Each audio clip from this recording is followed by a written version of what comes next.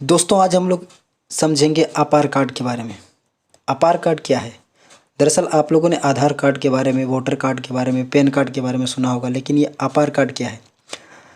ये लेटेस्ट में आया हुआ है और ये स्पेशली स्टूडेंट्स के लिए है। इसलिए मैं आपको बता रहा हूँ कि आधार कार्ड क्यों इतना इम्पोर्टेंट है। और अभी अगर ये आपका बना नहीं है तो ये जस्ट कुछ दिनों बाद या कुछ महीनों बाद जो है बनना स्टार्ट हो जाएगा, क्योंकि बहुत जगह ये स्टार्ट हो चुका है। बहुत सारे स्टेट गवर्नमेंट ने यानी राज्य सरकार ने इसे चालू कर दिया है। झारखंड में भी ये स्टार्ट हो चुका है। तो आज हम लोग जानते हैं आधार कार्ड के बारे में। आधार कार्ड का फुल फॉर्म होता है automated permanent academic account registry. देखिए, automated permanent academic account registry मतलब ये ऑटोमेटिक परमानेंट और आपका एकेडमिक रिकॉर्ड को क्या करेगा? रजिस्टर करेगा, ऑटोमेटिक। ठीक है, तो इसलिए इसका नाम पड़ा आधार कार्ड। ठीक है, जैसे आधार कार्ड होता है उसी प्रकार आधार कार्ड शिक्षा के लिए है। कुछ बेसिक इन्फॉर्मेशन मैं आपको यहाँ बताना चाहूँगा आधार कार्ड के बारे में। ठीक है, तो सबसे पहला चीज़ है कि भारत के सभी स्टूडेंट का आधार कार्ड बनेगा। यानी कि भारत में जितने भी विद्यार्थी हैं, चाहे वो इंग्लिश मीडियम के हैं, हिंदी मीडियम के हैं, सरकारी स्कूल के हैं, प्राइवेट स्कूल के हैं, कॉलेज के हैं, स्कूल के हैं, ठीक है, लड़के हैं, लड़कियां हैं, सभी का आधार कार्ड बनेगा। और ये एक नंबर दिया जाएगा, जो नंबर कि उसका यूनिक नंबर होगा। जैसे पैन कार्ड जिसका होता है वो एक नंबर होता है, पैन कार्ड नंबर, वो उसका पर्सनल फिक्स नंबर होता है, पूरा कंट्री में उसका चलता है वो। तो उसी प्रकार से आधार कार्ड में एक आईडी होगा आपका, और वो आईडी पर आपके सारे डॉक्यूमेंट्स, आपकी सारी जो सर्टिफिकेट है वो जमा हो जाएगी। ठीक है, उस आईडी को गवर्नमेंट अपना वेबसाइट पे डालेगी तो आपका पूरा बायोडाटा उसके सामने आ जाएगा। आपने कौन कौन सा एग्ज़ाम दिया है, कितना बार दिया है, क्या सर्टिफिकेट है, सब कुछ। तो है ना, ये बहुत ही इम्पोर्टेंट कार्ड है। ठीक है, तो हम लोग को ज़रूर इसके बारे में जानना चाहिए। ठीक है, तो चलिए जानते हैं इसके बारे में, इसके क्या फ़ायदे हैं, क्या नुकसान है, और इसको जो है सरकार की कौन सी शाखा ने जो है इसको लॉन्च किया है, और ये कितना हम लोग के लिए फ़ायदेमंद है, और इससे क्या क्या नुकसान होने वाले हैं, इन सब को हम लोग इस वीडियो पे कवर करेंगे। ठीक है, तो ध्यान से देखिए, इसको वीडियो में बने रहिए, पूरा वीडियो देखिए, तब आपको ये पूरा समझ में आएगा, क्योंकि ये आपके जीवन का हिस्सा बनने वाला है आने वाले महीनों में या कुछ ही दिनों में। ठीक है, तो यहाँ पर बेसिक इन्फॉर्मेशन में पहला चीज़ तो हम लोग समझ गए। ठीक है, अब आते हैं इसके आगे कि जो स्टूडेंट, यहाँ पर लिखा है, ठीक है, कि जो स्टूडेंट स्कूल में स्टडी कर रहे हैं उनका कार्ड तभी बनेगा जब वो अपने पेरेंट्स की सहमति लेंगे। यानी कि जो बच्चे स्कूल में पढ़ रहे हैं, ठीक है, कहाँ पढ़ रहे हैं? स्कूल में पढ़ रहे हैं, उनको क्या करना होगा? उनको अपने पेरेंट्स का सहमति लेना होगा। एक फॉर्म फिल करवाना पड़ेगा, उसमें पेरेंट्स सहमति देंगे कि हाँ वो अपने आधार का जो डेटा है, अपने बच्चे का डेटा आधार का, वो जो है एजुकेशन मिनिस्ट्री को देना चाहते हैं, जिससे कि वो उसका आधार कार्ड बनाए। ठीक है, लेकिन जो जैसे कि आप लोग हो गए, ठीक है, जो ग्रेजुएशन हो चुका है, ठीक है, जो कि स्कूल की पढ़ाई पूरी कर चुके हैं और वो ग्रेजुएशन में पढ़ाई कर रहे हैं अभी, या पीजी में कर रहे हैं, पीएचडी में कर रहे हैं, या कोई भी टेक्निकल कर रहे हैं, उनकी जो कंसेंट है, मतलब क्या होता है कि उनका जो सहमति है वो उनको खुद ही देना है। ठीक है, उनके लिए पेरेंट्स की ज़रूरत नहीं है, पेरेंट्स सिर्फ स्कूल वालों के लिए है। ठीक है, तो ये जो है स्कूल के स्टूडेंट के लिए इम्पोर्टेंट है। यह कार्ड फिलहाल अनिवार्य नहीं है। अब मैं यहाँ पर ये बताऊँगा कि आपको लगे कि अगर ये अनिवार्य नहीं है तो इसको फिर समझने का ज़रूरत क्या है। दरअसल आधार कार्ड भी जब पहली बार सरकार ने लॉन्च किया था तो उन्होंने बोला था जिसको बनाना है बनाइए, जिसको नहीं बनाना है मत बनाइए। ठीक है, तो बहुत सारे लोगों ने बना लिया और बहुत सारे लोग नहीं बनाए, लेकिन जो नहीं बनाए उनको बाद में मजबूरी में पैसा दे के बनाना पड़ा, और जो फर्स्ट में बना लिए थे वो फ्री में करा लिए। ठीक है, उसी प्रकार से जो हम लोग ने देखा कि जो कोरोना का वैक्सीन आया था, ठीक है, उसमें भी स्टार्टिंग में जब गवर्नमेंट बोला था कि स्टार्टिंग में इसको लीजिए, ठीक है, तो बहुत सारे ऐसे लोग थे कि जो उसको नहीं लिए। ठीक है, लेकिन बाद में उनको जो है अपने पैसे खर्चे पे उसको लेना पड़ा, दूर दूर जाकर लेना पड़ा। तो दरअसल क्या होता है, गवर्नमेंट जब कोई भी पॉलिसी लाती है तो वो इसी प्रकार से अपनी जनता के सामने रखती है कि आप चाहें तो इसे ले सकते हैं, चाहे तो नहीं भी ले सकते हैं। जनता का ये फ़र्ज़ बनता है कि उसके अच्छाई और बुराई को समझे। अगर उसे लगता है कि ये अच्छाई ज़्यादा है तो उसको ज़रूर यूज करें। ठीक है, तो इसी प्रकार से ये कार्ड फिलहाल अनिवार्य नहीं है, लेकिन आने वाले टाइम पे ये अनिवार्य होने वाला है, क्योंकि ये न्यू एजुकेशन पॉलिसी का एक पार्ट है। आपको याद होगा नेशनल एजुकेशन पॉलिसी 2020 जो है, उसके तहत ये वन स्टूडेंट, ठीक है, one nation one student ID वाला एक बनने वाला है, तो ये उसी का एक पार्ट है। अब हम लोग आगे बढ़ते हैं। जो स्टूडेंट ग्रेजुएट या उससे ऊपर के क्लास में हैं वो खुद इसे बना सकते हैं। जैसे कि आप लोग हो गए, आप लोग ग्रेजुएशन कर रहे हैं और जो सुन रहे हैं अगर वो पीजी वगैरह कर रहे हैं, पीएचडी वगैरह कर रहे हैं, तो आप लोगों को भी जो है ये कार्ड बनाना पड़ेगा। तो ये आप खुद बना लेंगे क्योंकि इसके लिए आपको किसी पेरेंट्स के कंसेंट की ज़रूरत नहीं है, वो आप खुद ही, उनकी सहमति की ज़रूरत नहीं है, वो आप खुद ही कर लेंगे क्योंकि अब आप समझदार हो गए हैं और आप अपने अच्छे और बुरे की चीज़ों का डिसीजन खुद ले सकते हैं। तो गवर्नमेंट ने इनके ऊपर जो है सहमति पत्र के लिए नहीं बोला कि पेरेंट्स से सहमति लेना, वो आपकी सहमति पत्र को ही जो है उसके आधार पर बनाएगा। इस कार्ड के माध्यम से स्टूडेंट, स्कूल और गवर्नमेंट को एकेडमिक प्रोग्रेस का पता चलेगा। इस कार्ड के माध्यम से क्या होगा, जैसे स्टूडेंट आप लोग हो गए, आपका कॉलेज हो गया या फिर किसी का स्कूल हो गया, ठीक है, और गवर्नमेंट हो गया, इन सबको पता चलेगा कि वो जो है कितने एकेडमिक उसके रिकॉर्ड हैं, यानी कि कौन कौन सा परीक्षा पास किया है, कितने नंबर से पास किया है, कौन सा कॉलेज कौन सा स्कूल से दिया है, कितना बार फेल हुआ है, एवरीथिंग जो भी उसके बारे में जानकारी है पूरा उसका एकेडमिक रिकॉर्ड जो है उसमें रहेगा। तो ये तो बहुत ही इम्पोर्टेंट बात हो गई, ठीक है, कि सरकार जो है अब वो क्या करेगा, अब वो स्टूडेंट का जो एजुकेशन जो प्रोग्रेस है उसका रिपोर्ट को वो खुद देखेगा।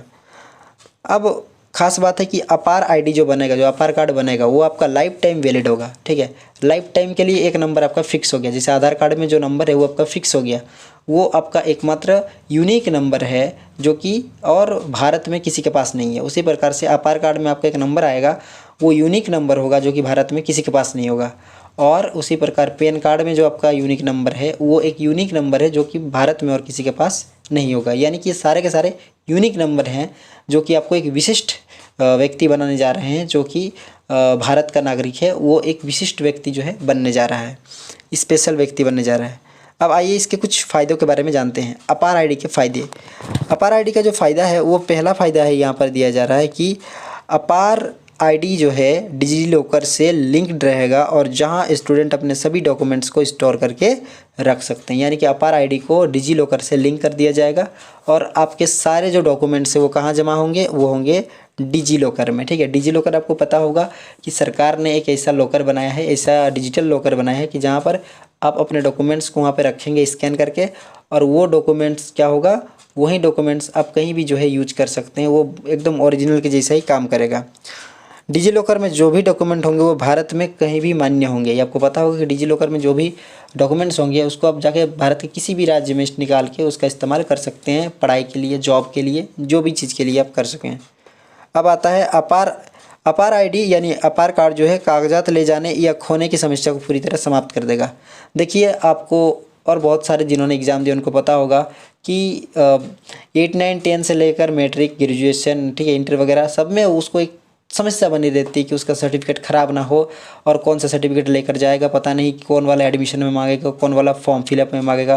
तो इस प्रकार से क्या होता है ना, उसको कन्फ्यूजन हो जाता है, ठीक है, और एक बहुत बड़ा समस्या होता है। एक सर्टिफिकेट छूट गया तो फिर अब उसका सब काम रुक गया। लेकिन अब अपार आईडी बनने के बाद आपको सर्टिफिकेट ले जाने का कोई ज़रूरत नहीं है, ऑटोमेटिकली आपका जो है एडमिशन हो जाएगा। आपके फ़ोटो, आपकी आईडी, आपका जितना भी डाटा है वो डाटा जो है अपार आईडी में रहेगा।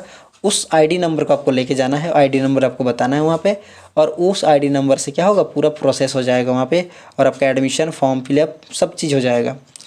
इसके बाद क्या है, इस कार्ड से गवर्नमेंट को शिक्षा दर और ड्रॉप आउट रेट के बारे में पता चलेगा। क्या बात है, गवर्नमेंट को क्या होता है ना कि उसको पता करना होता है कि कितने बच्चे स्कूल कॉलेज में पढ़ रहे हैं, कितने बच्चे स्कूल कॉलेज छोड़ दिए हैं, ये ड्रॉप आउट्स रेट्स कहते हैं। तो इसको भी वो सरकार पता कर लेगी।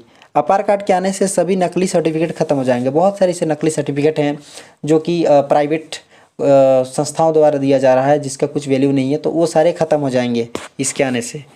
यह कार्ड एबीसी आईडी में लिंक होगा जो स्टूडेंट के एकेडमिक क्रेडिट को रिकॉर्ड करके रखता है। एबीसी आईडी तो आप सब ने बना लिया है, ठीक है, और एबीसी आईडी में आपको पता होगा कि आपको एक आईडी दिया गया है, वो यूनिक आईडी है। उस आईडी में आपके सारे क्रेडिट जमा होंगे, आप जितने भी मार्क्स लाएंगे वो सारे के सारे उस क्रेडिट में जमा हो जाएंगे।